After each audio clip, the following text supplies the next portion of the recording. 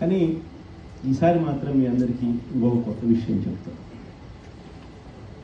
ఈసారి నేను చెప్పే విషయం ఏమిటి అని అంటే, ఈసారి మాత్రం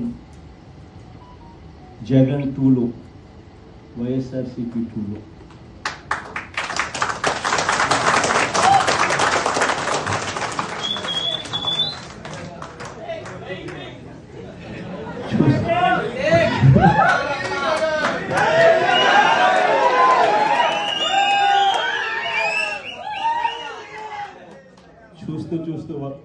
చూస్తూ 1.5 సంవత్సరం అయిపోయింది. కళ్ళు మూసుకొని కళ్ళు తెరిచేసరికి ఆ మిగతా 3 ఏళ్ళు కూడా అయిపోతాయి. ఆ 3 ఏళ్ళు అయిపోయిన తర్వాత వచ్చేది మాత్రం ఈసారి ఖచ్చితంగా మన ప్రభుత్వమే వస్తుంది.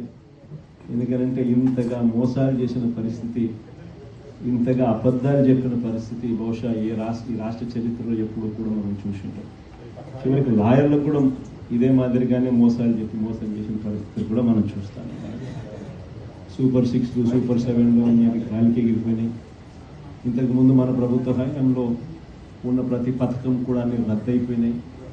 వీళ్ళు చెప్పిన హామీలన్నీ కూడా మోసంగా మిగిలిపోయిన పరిస్థితుల మధ్య ఒకవైపున అన్ని అబద్ధాలు మోసాలుగా కనిపిస్తూ ఉన్న పరిస్థితులు ఒకవైపున ఉంటే, మరోవైపున వ్యవస్థలన్నీ కూడా పూర్తిగా దిగజారిపోయిన పరిస్థితులు కనిపిస్తాయి.